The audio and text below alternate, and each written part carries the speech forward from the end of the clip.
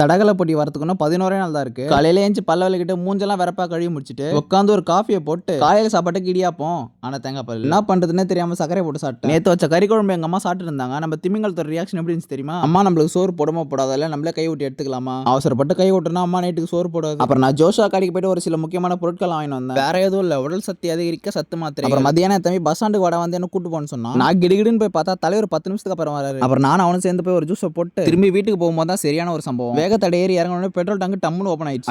அடிடா நானும் அடிச்சு அவன் கையில குத்திட்டேன். இப்போ நான் ட்ரை பண்றேன், அவன் இறங்கி ட்ரை பண்ணான். அப்பயும் தோல்விதான். அப்புறம் நான் வந்துட்டு போனை குத்துரு, நீ வீடியோ நான் பண்ற மாதிரி பண்ணு குரல் வித்த காட்டு. ஏன் நேரம் கரெக்டா மூடிச்சு. அப்புறம் சாயந்தரமா போயிட்டு மீண்டும் மூஞ்சி கழுவுல போட்டு கிரவுண்டு கிளம்பிட்டு போயிட்டு நடந்துட்டு ஓடிட்டு இருக்கும்போது நம்ம காதல் மன்னனோட மாசான என்ட்ரி. பாயிரங்கள் நண்பர் ஒரு ஷூ வாங்கினாரு சொன்னல, அதை ரிட்டர்ன் போட்டாரு, நீ வேற வாங்கிட்டாரு. தலைவன் ஒரே போட டபுள் செலவு பண்ணி அடிடாஸ் வாங்கிட்டான். அப்புறம் நான் ஸ்டெச் எல்லாம் பண்ணி முடிச்சுட்டு பயிற்சி தான் வந்து ட்ரில்ஸ் எல்லாம் பண்ணி முடிச்சுட்டு நம்ம பயிற்சி பிலிங்கோஸ் கூட இன்னைக்கு மொத்த பயிற்சின்னு காம்போ தான் பெர்ஃபார்ம் பண்ணோம். பாக்குறது கொஞ்சம் காமெடியா இருந்தாலும் தான் பயிற்சி. அதுக்கப்புறம் ஒரு 4 ஸ்பிரிண்ட் அடிச்சுட்டு வேக ஓட்டத்துக்கான பயிற்சியை பண்ணோம். வேக ஓட்டத்துக்கு மட்டும் இல்ல, கோஆர்டினேஷன், ஸ்டெபிலிட்டி மற்றும் ரன்னிங் டெக்னிக் இது எல்லாத்தையும் இம்ப்ரூவ் பண்றதுக்கு எல்லாமே யூஸ் ஆகும். கிட்டத்தட்ட நீ பயிற்சி 12 மணி நேரம் போயிட்டு இருந்துச்சு. 4:30 ஆரம்பிச்சு நாங்க 7 மணி வரைக்கும் பண்ணிட்டு இருந்தோம். வீட்டுல தேடுவாங்கன்னு சின்ன பசங்க எல்லாரும் அமுச்சு விட்டோம். குட்டி குஞ்சன்ஸ் தான் வீட்டுல தேட போறாங்க, நம்மள யார் தேட போறாங்க? பயிற்சி எல்லாம் முடிக்கும் போது வானிலை கொடூரமா இருந்தது. இருட்டு அவ்வளோ இருட்டு. அப்படியே அந்த பயிற்சி நல்லா முடிச்சுக்கிட்டேன். தொடர்பில் இருக்கோம்.